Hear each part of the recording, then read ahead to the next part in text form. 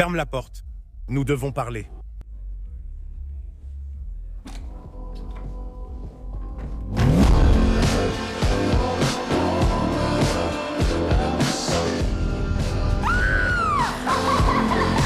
Nous sommes de retour. L'attente était finie. Le 4e épisode arrive, et nous sommes plus impatients que jamais de découvrir si Perico est vraiment mort et si la guerre est inévitable. Pour Rue, la prison pourrait être plus proche que jamais. Et après une vie à fuir la loi, celle-ci l'a finalement rattrapé. D'un autre côté, Nate profite à nouveau de son doigt, mais il ne faudra pas longtemps avant que quelqu'un vienne réclamer le reste de son anatomie. Mais avant de découvrir tout ce que nous avons laissé en suspens il y a à peine 7 jours, permets-moi de te voler quelques secondes pour remercier les membres du club élite pour leur soutien et t'inviter à faire partie de la famille. Avec cela, tu débloqueras une immense galerie de vidéos, et pour cela il te suffit de cliquer sur le bouton rejoindre juste en dessous. Le 4e épisode est enfin arrivé, et à ce moment-là, Paladine est déjà complètement raide dans sa cage. Bien que seuls 7 jours se soient découlés pour nous, chaque minute passée à l'arrière de la voiture de police semble une éternité pour Rue. Les officiers se sont chargés de la menotter méticuleusement. Ils sont convaincus qu'ils trouveront des substances illégales dans son véhicule. Alors ils lui offrent l'opportunité d'avouer sa culpabilité avant de commencer la fouille officielle. Ils lui garantissent que coopérer maintenant atténuera sûrement les conséquences. Cependant, Rue maintient son calme, secoue la tête face aux accusations et permet volontairement qu'il fouille la voiture. Face à son refus, l'officier supérieur décide de ne rien laisser au hasard et demande immédiatement une unité canine pour effectuer une inspection approfondie. Alors que le chien s'approche lentement du véhicule, la tension dans l'air devient palpable. Pendant un instant, il semble inévitable d'imaginer Rue derrière les barreaux, marquant la fin tragique de son histoire personnelle. Contre toute attente, le chien descend de la voiture sans détecter la moindre trace et ne montre aucun signe d'avoir trouvé quoi que ce soit d'illicite, encore moins ce qu'ils espéraient. Ce retournement inattendu a permis à Rue d'éviter une condamnation certaine. C'est ce qu'elle croyait. Mais la réalité la rattrape quand le chien renifle la veste qu'elle portait au mariage. Elle se rappelle alors avoir fumé de l'herbe avec les filles, juste avant qu'Alamo ne l'appelle. Quelques minutes plus tard, Rue pose ses empreintes sur un scanner et suit la procédure d'enregistrement au commissariat local.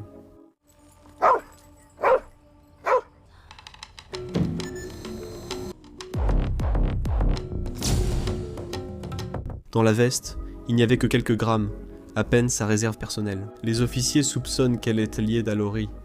Alors ils mentionnent son nom stratégiquement pour voir si Rue mord à l'hameçon et tombe dans le piège. Cependant, la jeune fille reste à l'écart et ne leur donne pas d'informations pour le moment. Malgré sa résistance initiale, au fil du temps, elle commence à devenir visiblement nerveuse, et c'est exactement ce qu'ils cherchent à provoquer. Quand la jeune femme commence enfin à parler, un officier sort une photo d'elle prise au Mexique, de l'époque où elle transportait de la marchandise dans son estomac. Elle était autrefois dépendante, c'est confus. Mais tu t'en souviendrais si tu avais passé 20 ou 30 minutes là-bas? Bien sûr. Les agents ne connaissent pas encore ce détail. Pour eux, ce n'est qu'une photo suspecte. Le type qui apparaît à ses côtés est membre d'un cartel très connu, et ils sont extrêmement intéressés de découvrir pourquoi une fille de son âge traverserait la frontière pour rencontrer quelqu'un de ce genre. En ce moment, le fait d'avoir menti à un agent fédéral lui garantit un séjour de 5 ans en prison. Alors elle peut bien s'installer. Elle va y rester un bon moment. Quelques secondes plus tard, l'agent revient dans la salle avec un sac encore plus grand contenant les bonbons qu'ils ont achetés à Laurie. Tout ce temps, il la trompait, lui faisant croire qu'il n'avait rien trouvé lors de la première fouille. En raison du poids et du type de substance saisie, Rue ne retrouvera pas la liberté avant d'avoir 50 ans, à moins qu'elle ne soit prête à coopérer avec les autorités. Les officiers sont très clairs. Elle risque de finir sa vie en prison. Ils savent que des personnes sont mortes à cause du produit qu'elle transporte. Et chaque mort ajoute 20 ans à sa peine. Elle pourrait ne jamais revoir le soleil s'il le décidait. Mais ils lui offrent une chance unique. Le choix est simple. La prison ou devenir une source confidentielle jusqu'à ce qu'ils attrapent Laurie et tous les membres de son organisation. Une fois que Rue accepte l'accord, ils passent à l'étape suivante, qui consiste à remplacer les bonbons originaux par quelque chose de beaucoup plus inoffensif et inutile. L'ordre pour Rue est de continuer sa vie comme si de rien n'était.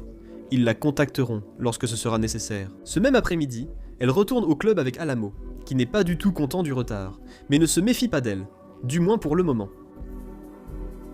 Alamo est de très bonne humeur, la plume de Paladine en main, et il est impossible d'ignorer la leçon qu'il a donnée à Laurie. Cet après-midi, tout le club était content, et les activités reprennent. Pendant ce temps, Eddie demande à Rue le sac à dos avec le produit. Les filles sont impatientes d'obtenir un peu d'énergie pour la soirée. Et Rue ne peut s'empêcher de se sentir extrêmement nerveuse à l'idée terrifiante qu'elle découvre que les substances sont fausses. Cependant, Eddie range directement le sac dans le coffre-fort. Rue a alors une idée pour éviter qu'elle ne découvre que la marchandise est fausse. Au même moment, Nate observe attentivement son doigt, qui a été réinséré, mais l'expression de son visage montre clairement que rien ne va dans sa vie actuelle. De son côté, Cassie est furieuse à cause des récents événements, des mensonges de Nate sur le succès de l'entreprise et la vie de rêve promise, ainsi que du traumatisme subi et de l'incertitude sur l'avenir. Elle l'accuse d'avoir construit une existence basée sur un mensonge total. Il n'y a pas un seul aspect de sa vie sur lequel il n'ait pas menti de façon éhontée. Finalement, lorsqu'elle apprend le montant exact de l'argent que Nate doit à cet individu, elle décide de partir définitivement. Elle lui dit fermement que le conte de fées est terminé. En gros, elle va l'aider à rembourser la dette. Mais après cela, il n'y aura plus rien entre eux. Elle lui fait bien comprendre qu'elle n'est pas prête à passer le reste de sa vie aux côtés d'un homme qui lui a menti depuis le début. Plus tard, ce même jour, Maddie l'attendait devant la maison. Elle avait fait des efforts pour paraître aussi éblouissante que d'habitude. Son plan pour le site web des fans vedettes repartait, avec pour mission ambitieuse de générer $1 million et d'assurer un avenir stable, sans risque de se faire couper les doigts. Alors que Nate pensait enfin pouvoir se reposer quelques minutes, les valises de Cassie sont tombées bruyamment du 2e étage. Elle l'a informé sèchement qu'elle partait travailler, et il n'a même pas pris la peine d'essayer de l'arrêter. Une fois dehors, la première chose que Maddie lui a dit, c'est qu'elle avait besoin d'un changement radical, quelque chose qui serait la clé définitive pour atteindre le succès. Merci. Nous devons te faire un relooking. D'accord ? D'un autre côté, Jules regardait une série quand elle a reçu une offre inattendue de Lexi. Il se trouve qu'ils ont besoin d'une peinture pour une émission appelée LA Nights, qui a en moyenne 7 millions de téléspectateurs chaque soir. Cela pourrait représenter une énorme opportunité pour elle, lui permettant de se forger un nom respecté dans l'industrie. Jules devra réaliser une peinture pour l'émission sur le thème d'un dimanche ensoleillé. Lexi lui fournit absolument tout ce dont elle pourrait avoir besoin. Maintenant, elle doit simplement trouver l'inspiration nécessaire et créer une œuvre vraiment marquante. Cette même quête de transformation est celle que vit Cassie, puisque Maddie l'emmène dans un centre de beauté pour qu'on lui fasse un relooking radical. Un glow-up conçu pour qu'elle se distingue de toutes les autres. Une fois que son nouveau look est prêt, il est temps de se rendre au studio.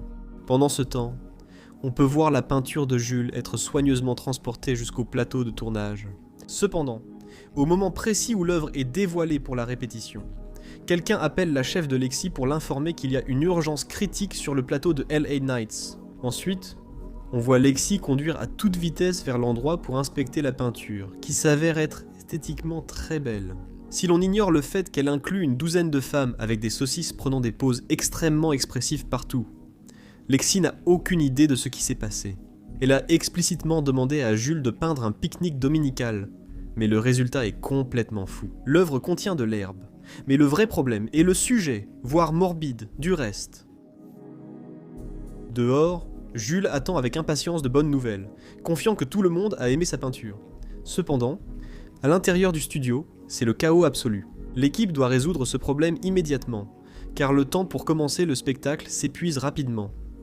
Lexi appelle Jules sans tarder pour qu'il répare le désastre qu'il a causé. Une fois sur place, tout le monde se montre extrêmement aimable avec elle, utilisant un ton chargé d'hypocrisie, et lui explique que l'émission doit se conformer strictement aux règles de la chaîne de télévision.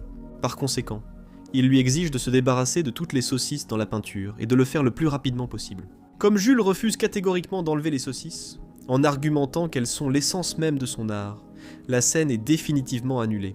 En conséquence, des milliers de dollars partent à la poubelle, et toute la responsabilité retombe sur Lexi, qui agit de façon désintéressée, en voulant aider son ami, à qui il manque clairement une case. Au total, l'erreur de Lexi a coûté au studio 191 000 $, entre les dépenses, la location et la production. C'est une erreur grave, dont peu se remettraient.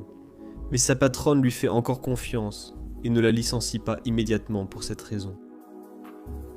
Au studio, Jules reconnaît que son style artistique est peut-être trop intense pour les esprits fragiles, mais cela ne l'empêche pas de verser quelques larmes en essayant, sans succès, de réparer l'œuvre. Finalement, dans un acte de rébellion, il décide de dessiner une énorme saucisse, puis il quitte les lieux. Pendant ce temps, à la maison de Laurie, les funérailles de Paladine ont lieu, et tous les présents sont d'accord sur une seule chose. Ils doivent tous les tuer pour ce qui s'est passé, et réduire leur empire en cendres. Cette guerre qui vient d'être déclarée n'apporte rien de bon à Rue. Les agents fédéraux ont besoin de Laurie, et pour l'attraper, il faut organiser une transaction où l'argent, les substances et elle-même soient réunis. Cependant, après ce qu'ils ont fait à Paladine, il est certain que Laurie ne négociera plus jamais avec eux. De retour en ville, Cassie participe à sa première séance photo sous la direction de Maddie, qui a choisi de la transformer en une bad baby, suivant l'exemple réussi de son ancienne collègue, qui gagne maintenant des millions chaque mois. Quelques secondes plus tard, Rue entre sur scène avec une idée précise, demander aux filles qui est le plus grand trafiquant qu'elles connaissent. Elle doit offrir un gros poisson aux agents, sinon ils se débarrasseront d'elle, ou plutôt, ils l'enverront dans une cellule où le monde entier oubliera son existence. Maddie a un contact qui pourrait lui servir, mais comme elle craint que cela puisse provoquer une rechute, elle n'est pas prête à le lui donner. Ainsi, Rue repart les mains vides. Cet après-midi, Nate a sa dernière audience devant la municipalité. Il doit absolument faire lever l'interdiction de construire à cause de cette fleur et poursuivre les travaux. Sinon, il sera mort avant la fin de la semaine. Il suggère de construire autour des fleurs et créer des jardins protégés pour que les personnes âgées finissent leur jour près de la nature. Cependant, avant qu'il ne puisse conclure son discours, le chef du conseil l'interrompt et rejette sa demande, ce qui pour lui ressemble à une sentence de mort définitive. À ce moment-là, Nate s'agenouille devant eux et les supplie d'avoir un peu de cœur. Il affirme qu'il souhaite faire quelque chose de bien pour la communauté et qu'on lui arrache non seulement sa vie, mais aussi ses rêves. Malgré son désespoir, cela ne change rien. La motion a été rejetée et il est fini. D'un autre côté, Cassie a mis en gage son alliance de mariage et a loué un appartement juste en face de celui de sa sœur, qui pouvait voir comment, chaque nuit, elle posait nue pour créer son contenu sans aucune gêne. De retour avec Alamo, Rue joue au poker avec eux quand ils évoquent à qui acheter leurs marchandises désormais. Elle se porte volontaire pour aller au Mexique pour eux, mais Alamo se rappelle qu'elle avait affirmé préférer mourir que de recommencer. Par conséquent, il trouve extrêmement suspect qu'elle soit maintenant prête à prendre un tel risque pour seulement 4% des bénéfices. Pendant ce temps, les agents fédéraux écoutent chaque mot de la conversation à travers son téléphone. Alamo n'est pas idiot. Il remarque qu'elle transpire et qu'elle a l'air nerveuse. Il a passé assez de temps dans le métier pour reconnaître un mouchard dès qu'il en voit un, surtout quand il pose des questions qui ne le concernent pas et fait preuve de trop de curiosité. Rue commence à s'effondrer devant eux. Et c'est à ce moment-là qu'Alamo lui demande directement si elle se drogue à nouveau. Elle admet que oui, ce qui représente une déception totale par rapport à ce qu'ils avaient convenu auparavant. Cependant, dans un rebondissement inattendu, Rue avoue l'avoir manipulé pour qu'il mise tout et remporte finalement la main de poker. Alamo reconnaît qu'elle a toujours du talent pour le jeu.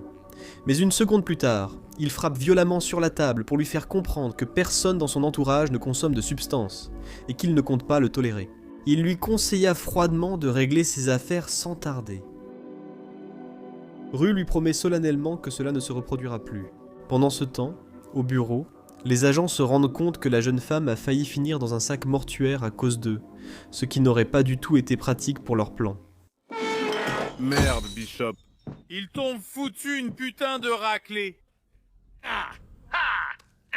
Par ailleurs, cette même nuit au club, Rue retire le nom d'Angel du casier et l'attribue à la nouvelle fille. Le reste du personnel discute de la rumeur qu'Angel se serait échappé de la cure de désintoxication et aurait disparu sans laisser de traces. Mais Rue sent au fond d'elle que ça ne s'est pas passé ainsi. Elle soupçonne qu'on ne lui a, pour une raison obscure, ni demandé sa signature ni le nom de la jeune fille quand elle l'a remise dans ce lieu lugubre. Kitty, la nouvelle arrivée, devra faire de son mieux pour combler le vide laissé par Angel, même si personne n'arrive à susciter l'intérêt de Rue comme elle le faisait. Cependant, il ne peut nier que la nouvelle possède un charisme qui attire irrésistiblement le public. Depuis que Rue travaille pour Alamo, 2 filles ont déjà disparu mystérieusement. Et en termes de condamnation, cela représenterait environ 40 ans de prison. Néanmoins, tant qu'il continue à fournir des informations utiles aux fédéraux, il pourra rester hors des barreaux. Le problème qui la tourmente maintenant, c'est que la réserve de marchandises s'épuise. Bientôt, Eddie sortira la cargaison qu'elle a apportée il y a quelques nuits. Quand les filles confirmeront que le produit n'est pas authentique, elle aura de gros problèmes. Alamo sait déjà qu'elle consomme à nouveau. Rue ne pourra donc plus totalement blâmer Laurie. Elle doit voler et détruire la réserve de bonbons rapidement. Et elle sait que si le vol a lieu dans le club, il est plus probable que quelqu'un d'autre soit accusé. C'est pourquoi elle attend patiemment le moment opportun où Eddie emmène quelques garçons dans la salle VIP avec Kitty pour tenter son coup risqué. Dans le cas de Cassie, Maddie l'emmène à une fête chez Brandon. C'est un type facile à manipuler en raison de son appétit insatiable pour les jolies filles. Si elle réussit à ce qu'il l'attaque dans une vidéo, ce sera un nouveau départ prometteur pour elle. L'endroit regorge de femmes magnifiques, et Brandon est le roi de la maison. Mais comme Maddie agit comme son agente, elle a un accès total à lui. Avant de présenter Cassie, elle lui donne quelques conseils essentiels. Elle doit le séduire, mais ne rien lui donner. Elle le prévient. Si elles vont dans la chambre ce soir-là, elle n'aura plus jamais de ses nouvelles. Ainsi, la tentation permanente est essentielle au succès. Il ne faut que quelques secondes à Cassie pour devenir la star de la fête. Elle monte sur une table et attire tous les regards, quelque chose qui lui a toujours semblé naturel. Avant que quelqu'un ne réagisse, elle apparaît déjà dans le live de Brandon, le captivant totalement. Pour la suite de la soirée, Brandon a emmené Cassie dans un endroit plus privé. Cependant, une autre fille les accompagnait. Maddie lui avait explicitement conseillé de ne faire confiance à personne et de ne pas monter à l'étage. Sinon, ils perdraient tout leur avantage stratégique. Pendant ce temps, une fois que la fête a explosé dans le salon VIP du club, Rue observe à travers les caméras que Kitty est euphorique à cause de la grande quantité de bonbons qu'elle a consommés. La scène est troublante. Kitty joue à coller la queue de l'âne avec 4 types. En voyant cela, Rue comprend enfin pourquoi toutes les favorites finissent par perdre la raison. Ce n'est pas une situation normale, mais quelque chose de très triste et effrayant. À cet instant, l'action revient vers la maison de Brandon. L'une des filles a apporté de l'Angel Dust, et déterminée à aller jusqu'au bout, elle a fini par en goûter un peu. Avant que Cassie ne commette une erreur irréparable qui ruine l'affaire, Maddie utilise son influence auprès de l'équipe de sécurité pour les obliger à ouvrir la porte de la chambre. En entrant, la fille qui était en compétition avec elle finit par vomir et se retire de la scène, laissant le champ libre à Cassie pour prendre le contrôle. Elle place Brandon juste en face de l'entrée, et au moment où l'équipe de tournage fait irruption, elle s'assure que tout le monde les voit ensemble, tout en profitant de l'occasion pour annoncer son nom d'utilisateur sur les réseaux sociaux directement à la caméra. Le plan fonctionne parfaitement. Elle n'a pas eu à s'impliquer intimement avec Brandon et en seulement 1 heure, elle a obtenu un nombre énorme d'abonnés.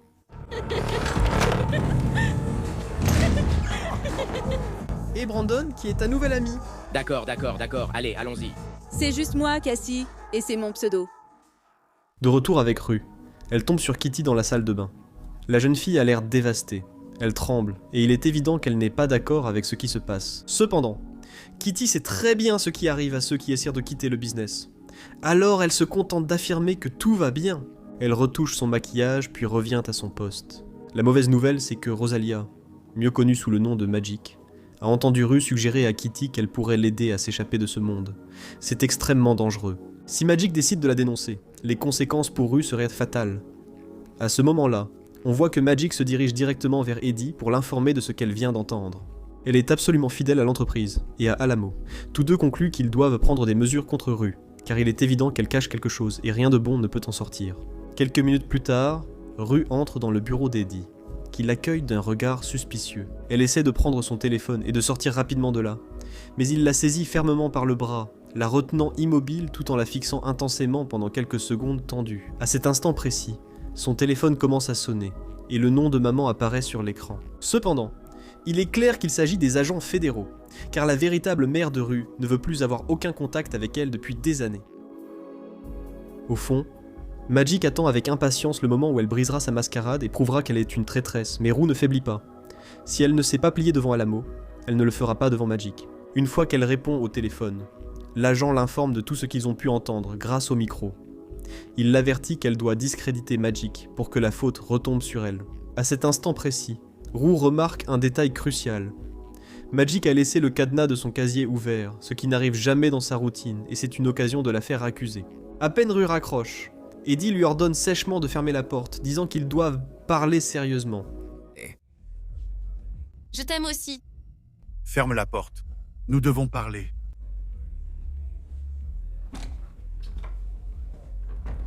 D'un autre côté, sur le chemin du retour à la maison, le compte de contenu de Cassie commence à recevoir une avalanche d'abonnements.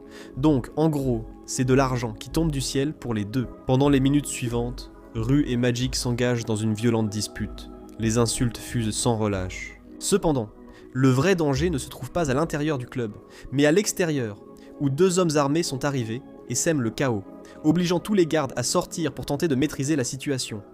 Avant qu'Eddie ne choisisse qui recevra la balle, des hommes armés envahissent le bureau et prennent le contrôle. Eddie reste impassible. Il a déjà eu une arme braquée au visage et ce ne sera pas la dernière fois, mais il leur promet froidement de les tuer pour cette audace. Eddie refuse d'ouvrir le coffre-fort et les braqueurs menacent de tuer les filles. Une seconde plus tard, il est touché à l'abdomen et se vide rapidement de son sang. Kitty entend la détonation, mais le reste des employés se trouve dans l'espace musique, où le bruit ambiant empêche d'entendre quoi que ce soit. Le sang coule sans s'arrêter du corps d'Eddie, qui ne dispose que de quelques minutes avant que le choc hypovolémique ne devienne irréversible. Ensuite, les tipsiers placent un fusil à pompe directement sur ses parties intimes, le menaçant de lui faire sauter le sexe s'il n'obéit pas immédiatement à leurs ordres. Rue, le visage couvert de sang, attend désespérément le moment opportun pour s'en sortir vivant. Sous la pression brutale, Eddie finit par accepter d'ouvrir le coffre-fort, tandis que les types observent attentivement chacun de ses gestes jusqu'à ce que la porte s'ouvre. Le coffre est rempli d'argent et de bonbons. C'est un coup réussi. Les malfaiteurs s'enfuient rapidement dans un 4x4, laissant Eddie en train de se vider de son sang sur le sol. Rue prévient aussitôt Bishop, qui lui demande de consulter les caméras pour identifier le véhicule et la plaque. Pour Bishop, la vie d'Eddie n'est pas prioritaire. Depuis le siège du conducteur, Magic parvient à distinguer une femme aux lèvres pulpeuses, et Rue se rend immédiatement compte qu'il s'agit de Faye. Cela prouve que Laurie a planifié et mené l'attaque.